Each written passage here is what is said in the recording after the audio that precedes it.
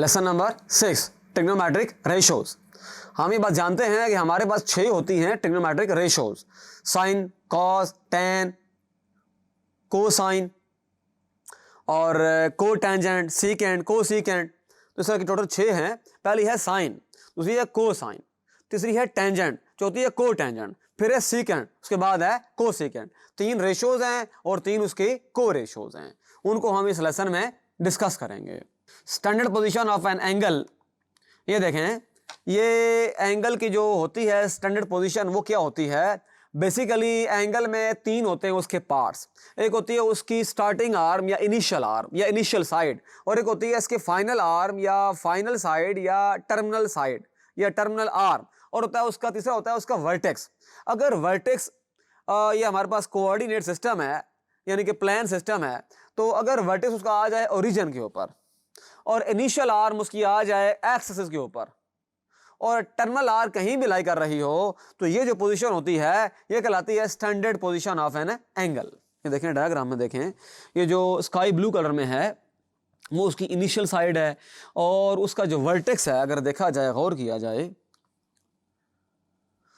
ये देखें ये वर्टेक्स है, तो उसका वर्टेक्स लाई कर रहा है ऑन द ओरिजिन, और टर्मिनल आर्म जो है वो कहीं भी लाई कर रही हो, यहाँ सेकंड क्वाड्रेंट में लाई कर रही है, फर्स्ट में भी आ सकती है, थर्ड में भी आ सकती है, फोर्थ में भी आ सकती है, तो ये इसकी स्टैंडर्ड पोजीशन है।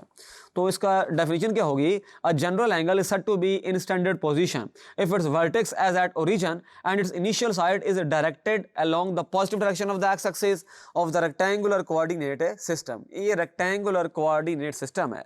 रेक्टेंगुलर क्यों है? ये जो वर्ड है इसको समझना बड़ा ज़रूरी है। आप ये बात जानते हैं कि ये है हमारे पास एक्स एक्सिस और ये है हमारे पास है वाई एक्सिस।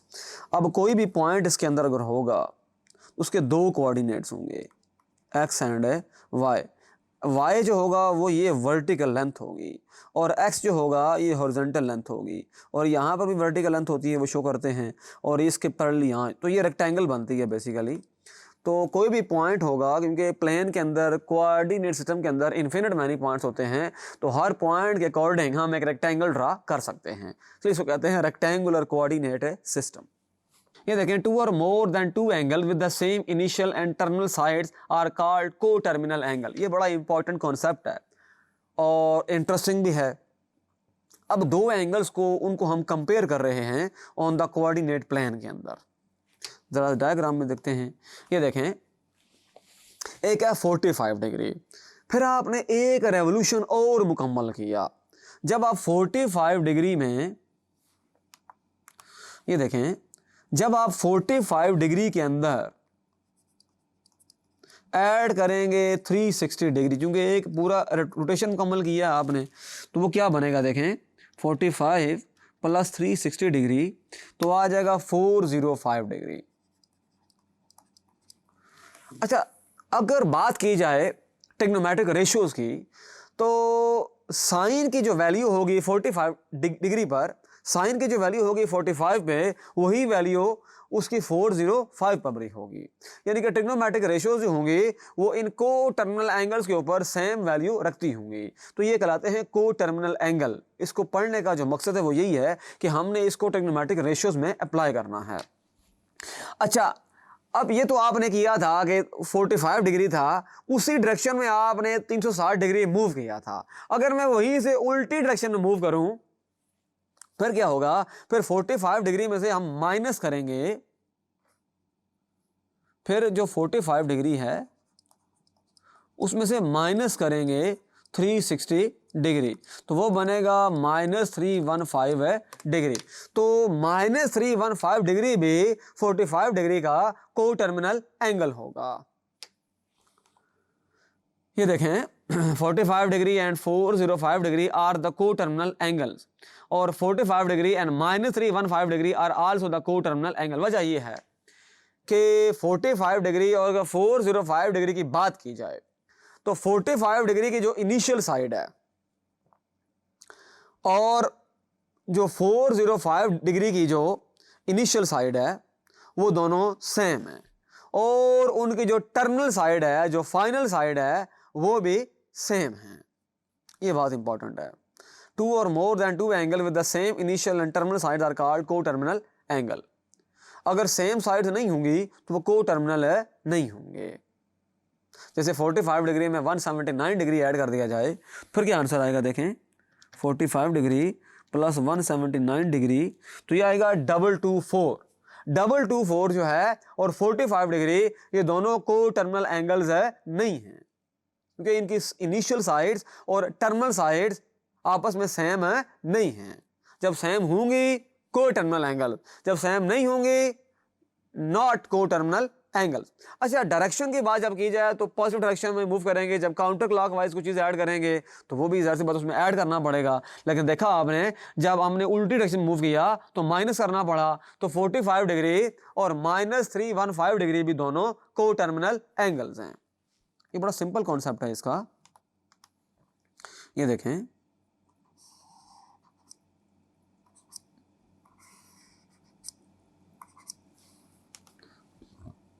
ये देखें, ये हमारे पास 45 डिग्री था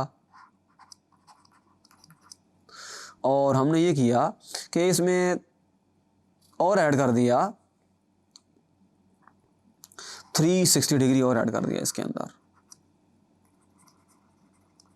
जब ये ऐड किया तो टोटल एंगल कितना बन गया, ये 45 पहले था प्लस 60 कर दिया तो 405 डिग्री। अच्छा, अब देखा जाए तो 405 डिग्री, तो ज़ाहिर सी बात है इसमें ये ऐड किया तो अब 405 डिग्री तो बेसिकली यहाँ स्टार्ट हो रहा है, तो इसके अंदर देखें ये यहाँ रुक जाएगा 405 डिग्री। तो आप ड्रा करके चेक कर सकते हैं इसको, कोई इशू नहीं है। इस तरह दूसरा भी काउंटर क्लॉकवाइज पहला था और दूसरा फिर पहले जो सेकंड वाला है वो क्लॉकवाइज हो जाएगा। उसकी डायग्राम कुछ तरह से होगी।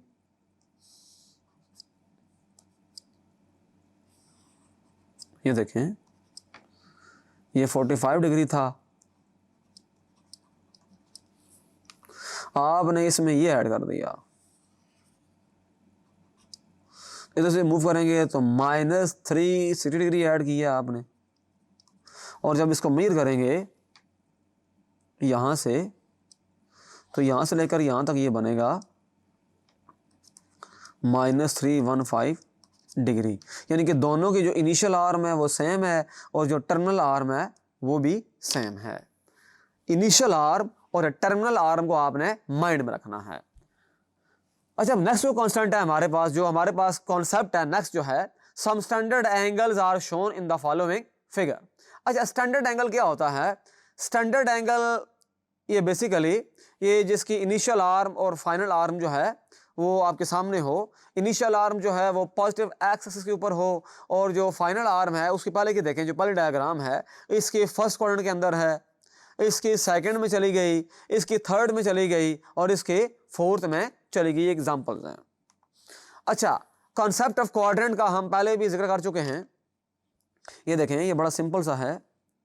ये हमारे पास है एक्स एक्सिस और ये हमारे पास है वाई एक्सिस। ये है फर्स्ट क्वाड्रेंट और ये हो गया सेकंड क्वाड्रेंट, ये हो गया थर्ड क्वाड्रेंट और ये हो गया फोर्थ। इधर है 0 डिग्री यानी कि 0 रेडियन, यहाँ है 90 डिग्री यानी कि π/2 और इधर है 180 डिग्री यानी कि पाई और इधर है 270 डिग्री यानी कि 3π/2 और इधर है 360 डिग्री जो कि 2π बनता है। तो ये इस तरह से एंगल्स हैं।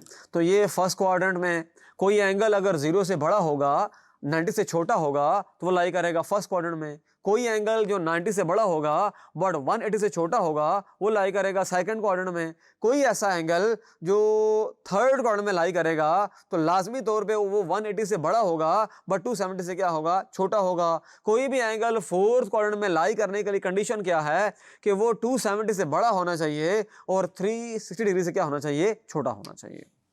तो ये क्वाड्रेंट्स का कॉन्सेप्ट था एंगल के लिहाज से। तो एग्जांपल देख लेते हैं इसकी।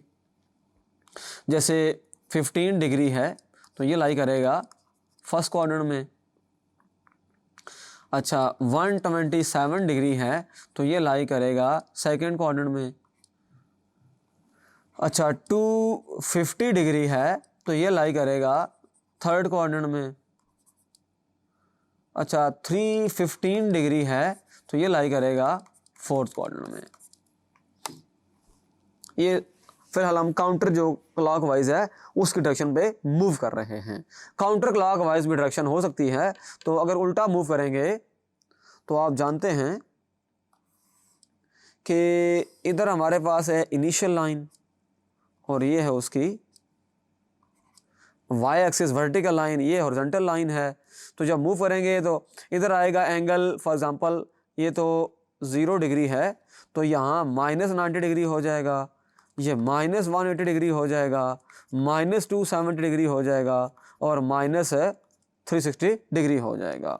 तो अगर इधर लाई करता है एंगल तो वो ज़ाहिर सी बात है 0 से -90 के इन बिटवीन होगा। अगर यहाँ लाई करेगा एंगल तो -90 से 180 के इन बिटवीन होगा। अगर यहाँ लाई करता है एंगल तो इन दो के एंगल के इन बिटवीन होगा, और अगर यहाँ लाई कर रहा है तो वो इन दो के दरमियान में होगा। अच्छा, अब इंपॉर्टेंट बात यह है कि हम चेक करेंगे quadrantal angles. If the terminal side of an angle in standard position falls on X axis और Y axis then it is called a quadrantal angle. अच्छा, ये मशहूर किस्म के एंगल्स हैं। अगर कोई एंगल पूरा एक क्वाड्रेंट कवर कर जाए तब भी वो क्वाड्रेंटल, अगर 2 क्वाड्रेंट्स कवर कर जाए तब भी क्वाड्रेंटल, 3 क्वाड्रेंट्स कवर कर जाए तब भी क्वाड्रेंटल, अगर 4 क्वाड्रेंट्स कवर कर जाए तब भी क्वाड्रेंटल। क्वाड्रेंट कवर करना उसके लिए जरूरी है। 1 quadrant, 2 quadrant, 3 quadrant, 4 quadrant cover करेगा तब भी क्वाड्रेंटल एंगल होगा। मसलन 90 डिग्री का एंगल क्वाड्रेंटल एंगल है, 180 डिग्री का एंगल क्वाड्रेंटल एंगल है, 270 डिग्री का एंगल क्वाड्रेंटल एंगल है, 360 डिग्री का एंगल क्वाड्रेंटल एंगल है, -π/2 quadrantal angle, -π quadrantal angle, -3π/2 quadrantal angle, -2π quadrantal angle. अच्छा, अब ट्रिग्नोमेट्रिक रेशियोज को हम देखेंगे और उनको जो रेसिप्रोकल्स हैं उनको डिस्कस करेंगे तफसील के साथ। ये देखें, ये हमारे पास ट्राइंगल है,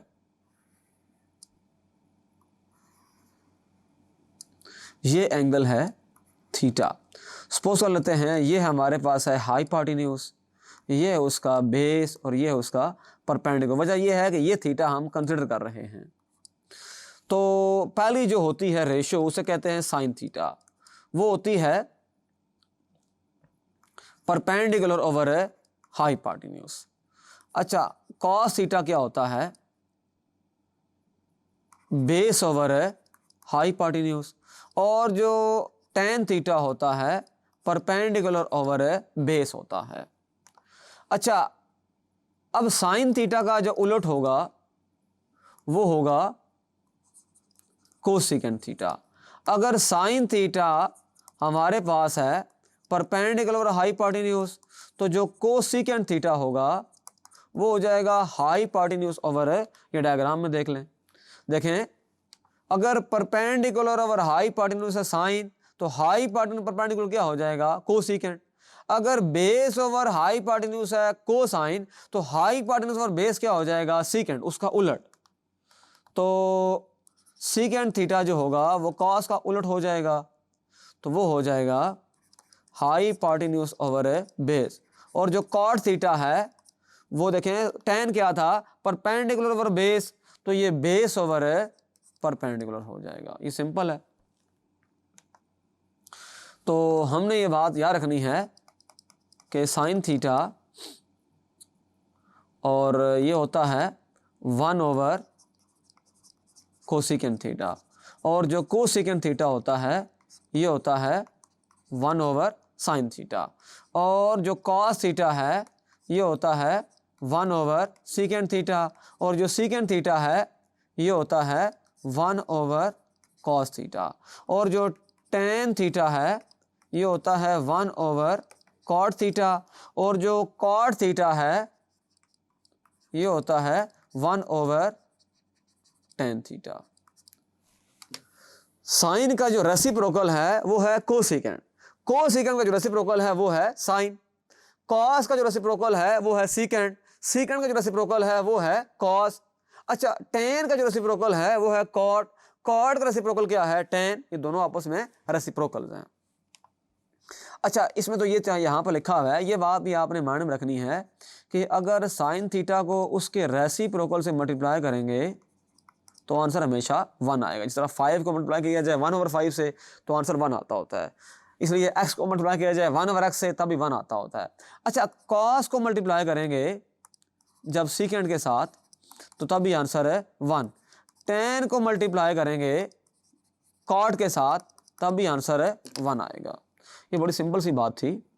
अच्छा, अब जो नेक्स्ट है इसके अंदर वो ये है कि साइंस ऑफ द ट्रिग्नोमेट्रिक है फंक्शंस, यानी कि क्वाड्रेंट के लिहाज से आप बात करेंगे। ये देखें, ये है इसका first quadrant, second, third and fourth.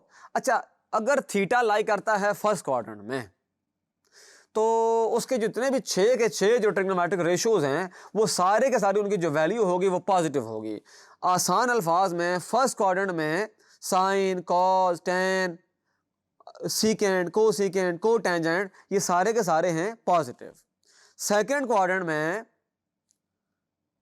जो है वो साइन सिर्फ है पॉजिटिव होगा, और थर्ड क्वाड्रेंट में सिर्फ टेन पॉजिटिव होगा, फोर्थ क्वाड्रेंट में सिर्फ को साइन है पॉजिटिव होगा। अच्छा, फर्स्ट क्वाड्रेंट के अंदर सारे पॉजिटिव हैं तो उनके जो रेसिप्रोकल है वो भी क्या होंगे, पॉजिटिव। सेकंड क्वाड्रेंट में देखें साइन पॉजिटिव है तो उसका जो रेसिप्रोकल होगा को सेकंड वो क्या होगा, पॉजिटिव। वो देखें लिखा हुआ है sine is greater than 0, greater than 0 का मतलब होता है पॉजिटिव, लेस देन 0 का मतलब होता है नेगेटिव, इक्वल टू 0 का मतलब होता है न्यूट्रल, ना तो पॉजिटिव और ना ही नेगेटिव। तो को साइन भी नेगेटिव है, सेकंड भी नेगेटिव है, टेन भी नेगेटिव है, कॉट भी नेगेटिव है। अच्छा, थर्ड क्वाड्रेंट है वहां देखें टेन जो है वो पॉजिटिव है, कॉट पॉजिटिव है, साइन जो है वो लेस देन 0 है यानी कि नेगेटिव है, को सेकंड भी नेगेटिव है, कॉस भी नेगेटिव है, तो उसका जो रेसिप्रोकल होगा वो भी क्या होगा, नेगेटिव होगा। फोर्थ क्वाड्रेंट में कॉस जो है वो पॉजिटिव है, उसका जो रेसिप्रोकल होगा वो भी पॉजिटिव होगा, रिमेनिंग सारे के सारे क्या हैं, नेगेटिव हैं। इसको याद रखने का आसान तरीका भी है, वो ये है कि फर्स्ट क्वाड्रेंट में आल से हमने ए को याद रखना है, कैपिटल ए को। अच्छा, सेकंड क्वाड्रेंट में साइन एस याद रखना है, और टेंजेंट टी, और को साइन सी। तो इसको याद रखने का तरीका ये है कि add sugar to coffee, coffee हम सब पीते हैं तो ये आपने जो स्टेटमेंट है याद रखनी है, ऐड शुगर टू कॉफी। ए के लिए ऐड शुगर टू कॉफी, यानी कि यहां पर ऐड शुगर टू कॉफी। तो A for all, S for sine, T for tangent और C for coffee for cosine. तो ASTC भी आप कह सकते हैं, ASTC या ऐड शुगर टू कॉफी, यानी कि A for all positive, sine positive, add sugar, sugar sine S sine, और TO2 है, T for tangent, tangent positive, और यहाँ पर कोसाइन पॉजिटिव। तो इन चीज़ों को हम नेक्स्ट जो एक्सरसाइज सॉल्व करेंगे उनमें अप्लाई करेंगे। Thank you.